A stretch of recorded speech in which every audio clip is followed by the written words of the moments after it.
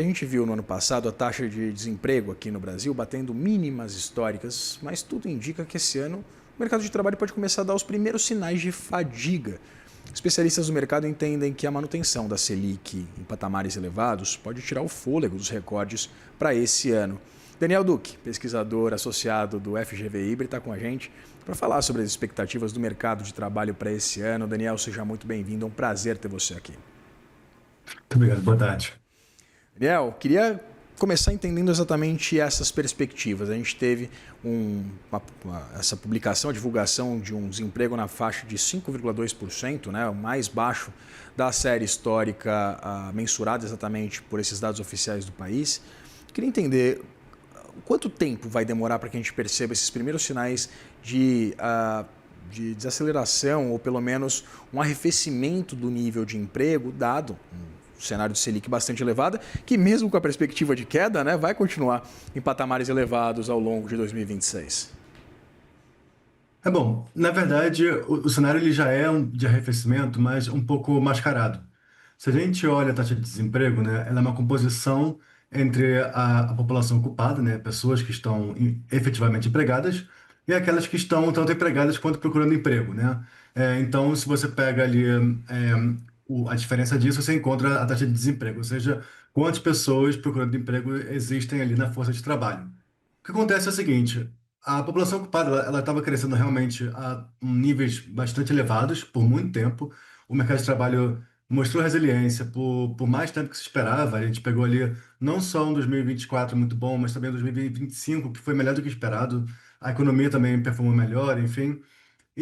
Mas, se você pega o último semestre, né, os últimos meses ali do ano, a gente está vendo uma população ocupada crescendo a taxas cada vez menores, né? Não é um cenário negativo, mas tanto no CAGED, né, os empregos formais, quanto na PNAD contínua, que tem ali o cenário completo do emprego, a gente está vendo uma população ocupada crescendo cada vez mais lentamente. Só que, ao mesmo tempo, a gente tem uma redução inesperada. Da população procurando trabalho, né? Da população ali tentando se empregar. É, Isso não se explica por questões de política pública, né? Por exemplo, transferências de renda, etc. Elas têm diminuído, na verdade, nos últimos meses, enfim. Mas isso pode se explicar talvez por uma dinâmica muito favorável da renda, enfim. Mas, de qualquer modo, o que a gente está vendo é uma população ocupada crescendo cada vez menos, mas acompanhada por uma redução da população procurando emprego, o que favorece, ou seja, reduz ainda mais a taxa de desemprego, o que causa esses níveis realmente surpreendentemente baixos que a gente está vendo nos últimos meses. Daniel, eu queria aprofundar essa discussão acerca exatamente do incremento de renda, mas de acordo com dados do próprio IBGE, a gente tem uma taxa de subutilização hoje no Brasil de 13,9%.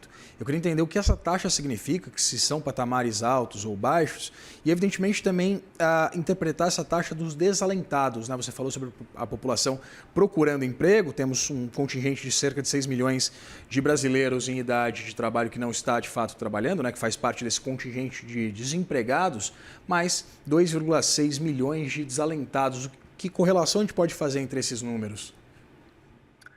Subocupados são aqueles que estão trabalhando menos do que 40 horas, né? Menos do que ali o tempo integrado que se considera, né, do trabalho, e que gostariam de estar trabalhando mais. É por isso que se chama de subocupado, né? Você soma aos desempregados aqueles que gostariam de estar trabalhando mais, mas não conseguem, por questões ali de não conseguem encontrar um trabalho de maior carga horária, né? É muito correlacionado com formalidade, né? Por exemplo. Então, assim, o Brasil ele tem uma taxa de formalidade muito alta em relação aos mais desenvolvidos, e muitas pessoas ali que estão trabalhando em ocupações informais não encontram uma possibilidade, né, ou seja, ganhos ali que permitam que elas tenham um trabalho de mais horas, mesmo se elas quisessem, né? Então, realmente, isso se reflete muito nessa taxa de subocupação, que são os desempregados e aqueles subocupados, e também tem os desalentados, que são justamente quem? Desalentados são aqueles que eles não estão procurando emprego, então a gente não sabe quanto desses teriam encontrado algum tipo de ocupação, mas eles falam, ó, eu não procurei emprego porque eu não tenho esperança de encontrar, porque eu desisti de encontrar. Eu queria estar empregado, mas não procurei emprego. Então, na verdade, assim, os talentados, eles não entram na taxa de desemprego porque a gente não tem essa taxa de retorno, né, assim, a gente sabe quantos daqueles encontrariam algum emprego, mas a gente sabe que eles nem procuraram, mas queriam estar ali ocupados. Então, assim, são níveis muito elevados. O Brasil tem, historicamente, um alto nível de subocupação por causa da formalidade, e o Brasil também tem uma taxa muito alta de desalento, que é muito bem correlacionada ao desemprego de longa duração. Muitas pessoas que estão ali no emprego de muito tempo, por um período excessivo de tempo, acabam desistindo porque falam, olha, tentei, não consegui, agora realmente está muito custoso procurar algum tipo de emprego, então eu vou simplesmente desistir. E aí saem da força de trabalho e entram nesse grupo de desalentados. Então esses dois grupos são muito elevados no Brasil, mas vale dizer nos últimos anos eles têm diminuído graças a esse movimento favorável do mercado de trabalho. Daniel, muito se discute sobre a dificuldade de alguns empregadores, mesmo com demanda por mão de obra, conseguirem contratar. E faz-se. É comum a gente acompanhar uma correlação entre o número de beneficiários de programas sociais, caso do Bolsa Família, por exemplo, com mais de 48 milhões e meio de pessoas, de beneficiários, com essa dificuldade de muitas vezes os empregadores contratarem. Você concorda com essa correlação? Eu queria entender exatamente se há uma correlação entre esse contingente de 48 milhões e meio de beneficiários e uma suposta dificuldade por parte dos empregadores de conseguir contratar, de conseguir mão de obra. Olha, depende muito do tipo de emprego que você está falando, né? Quando a gente olha ali as principais reclamações, né, de empregadores, a gente vê muito isso no comércio e vê muito isso na indústria. No comércio faz sentido, porque a gente está falando ali de empregados, assim, de tipo de trabalhadores, né? Jovens e pouco qualificados, enfim, em que há uma correlação grande entre beneficiários ali de programas sociais, e que realmente houve ali um aumento, o aumento ali desse benefício do programa do Bolsa Família, etc., levou a uma redução dessa taxa de participação, especialmente no mercado de trabalho formal, né? Porque é o tipo de trabalho que você vai tirar aquela pessoa da elegibilidade para o Bolsa Família. No entanto, assim, vale notar, essas coisas aconteceram em 2022, 2023, as expansões, né, do Bolsa Família, desde então isso não acontece mais. Então, na dinâmica de 23 para cá, para 25, é difícil culpar essa expansão do Bolsa Família. O maior problema nesse sentido é muito a demografia, né? A gente tem cada vez menos trabalhadores jovens na população brasileira, porque simplesmente a gente está numa transição demográfica muito avançada, em que há menos pessoas jovens disponíveis para trabalhar. Na indústria, não faz nenhum sentido falar de programas sociais, porque trabalhadores que estariam empregados na indústria, eles não. São muito poucos aqueles que estariam no em algum tipo de programa social, porque eles têm uma renda muito alta, né?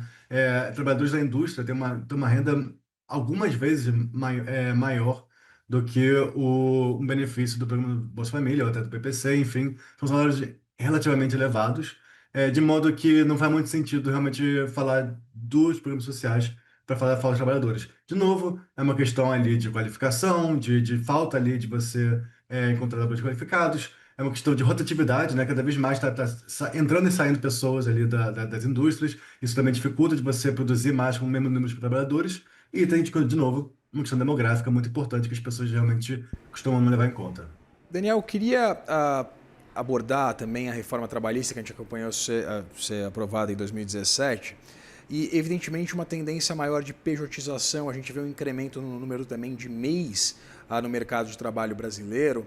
Eu queria entender exatamente esses dados, né, de 5,2% de desemprego correlacionado tanto a uma tendência maior por uma pejotização, que foi promovida, ou pelo menos estimulada, pelas atualizações do mercado de trabalho, né, da legislação que tange ao mercado de trabalho, e evidentemente esse movimento que a gente acompanha também de mais pessoas optando por abrir uma MEI, por exemplo, um microempreendedor individual, né? Não, assim, você tem tanto as questões realmente institucionais, né? A reforma trabalhista, por exemplo, ela reduziu alguns tipos de encargos de riscos que tinham, né, para o empregador, né, de empregar algum tipo de trabalhador, enfim, e isso fazia com que ele ficasse mais cauteloso e empregasse menos, né? essa parte da reforma trabalhista, ela teve um impacto significativo, que começou a ser, na verdade, reformulada, né, revertida nos anos mais recentes, o que pode ser problemático, né? Tem estudos que mostrando que essa parte de reduzir o risco do empregador aumentou o nível de emprego formal significativamente, então é um tipo de retrocesso que é negativo para o mercado de trabalho, mas ainda existe. Na parte do MEI, do simples, né, dessa pejotização, isso interage muito com uma questão de que não só a gente teve um aumento muito grande, né, de trabalhos que a gente chama de aplicativos, né, de gig economy, né, muitos desses aplicativos eles requerem, né, um tipo de MEI, algum tipo de formalização individual do trabalhador, mas os próprios empregos, digamos, mais tradicionais, que são atrelados à tecnologia, né, aí você pega a programação, mas também, enfim, outros tipos de emprego que permitem um tipo de vínculo individual não formal, né, um tipo de empresa, trabalhador, aumentaram muito também nos últimos anos, né? Pós-pandemia, a gente teve o tipo de trabalho que mais cresceu relativamente, foi esse tipo que funciona muito bem para o MEI e para o simples, né? De modo que você tem ali um crescimento muito elevado, muito concentrado dos ocupados por conta própria, mas que são formalizados no sentido de terem algum tipo de CNPJ próprio. Então, isso acaba, né, explicando também, em parte, pelo menos, essa expansão do mercado de trabalho, especialmente ali desse tipo de trabalhador. Conversei com Daniel Duque, pesquisador associado do FGV Ibre. Daniel, muito obrigado pela disponibilidade de conversar com a gente sobre o mercado de trabalho brasileiro. Eu agradeço.